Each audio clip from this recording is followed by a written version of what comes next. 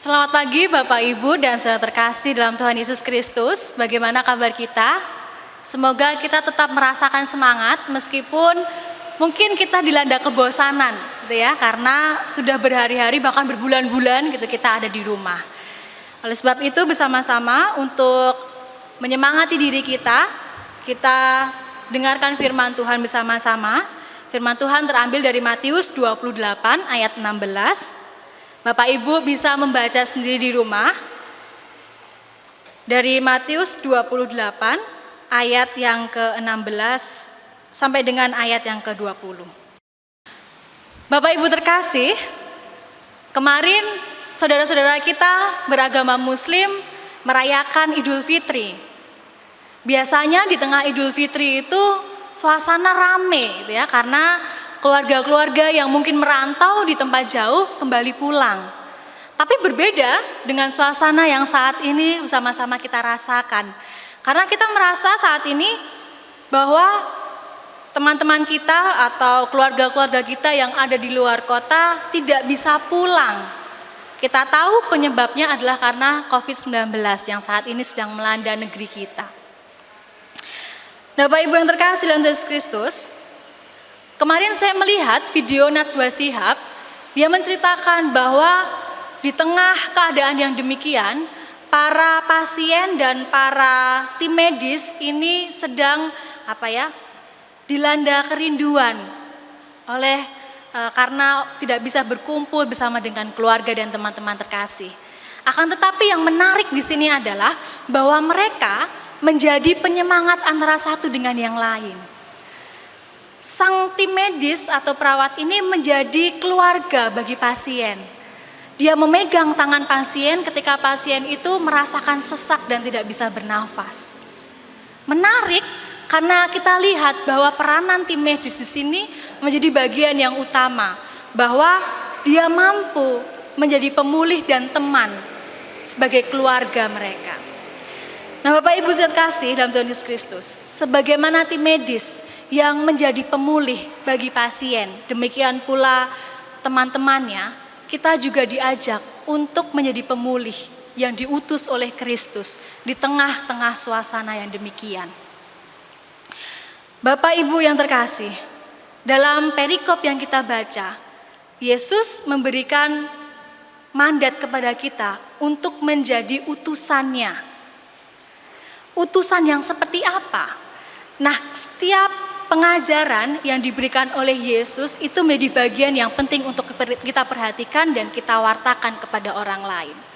Dalam perikop ini sebelumnya Yesus telah menjelaskan mengenai kerajaan sorga. Kerajaan sorga di sini yang dimaksud adalah juga sama dengan kerajaan Allah. Jadi kerajaan sorga dan kerajaan Allah menjadi bagian yang sama. Mengapa Yesus menggunakan kerajaan sorga dalam Matius? Karena di Matius pembacanya adalah orang-orang Yahudi yang tidak biasa menggunakan kata Allah. Tapi inti pengajarannya adalah sama, bahwa dalam setiap pengajaran mengenai kerajaan sorga dan kerajaan Allah, Yesus selalu mengajarkannya dalam suasana yang penuh dengan kedamaian, dengan keadilan, kesejahteraan, dan penuh dengan kasih. Maka disinilah poin pentingnya.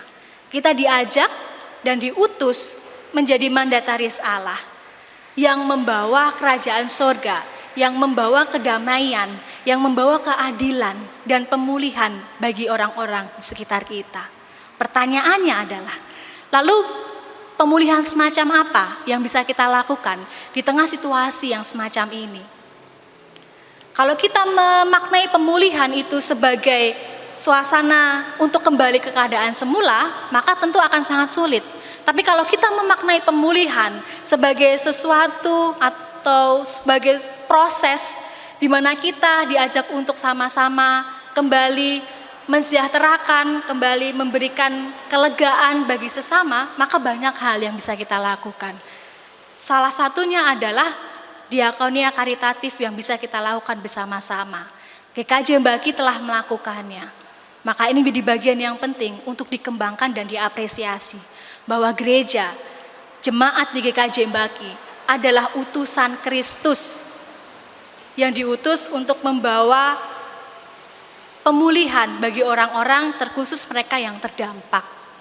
Demikian pula kita diajak untuk menata diri, mengontrol perilaku kita, sehingga kita mampu menjadi orang-orang yang tidak memiliki kecemasan berlebihan, tidak gerusa-gerusu, sehingga ketika kita memiliki kecemasan yang berlebihan Bapak Ibu, orang lain akan merasakan dan ini bisa berdampak bagi pemulihan orang-orang yang sakit. Maka kita diajak untuk tetap tenang meskipun ada di suasana yang menakutkan mungkin semacam ini. Kita diajak untuk mengendalikan pikiran kita, perilaku kita, perkataan kita, demikian pula jari-jari kita. Sehingga kita tidak menulis hal-hal yang menakutkan atau membuat orang khawatir di media sosial misalnya. Dan banyak hal yang bisa kita lakukan. Memang menjadi mandataris Allah atau utusan Allah untuk membawa pemulihan, untuk membawa kesejahteraan, kedamaian bukan hal yang mudah. Tapi Yesus memberikan kita Roh Kudus-Nya.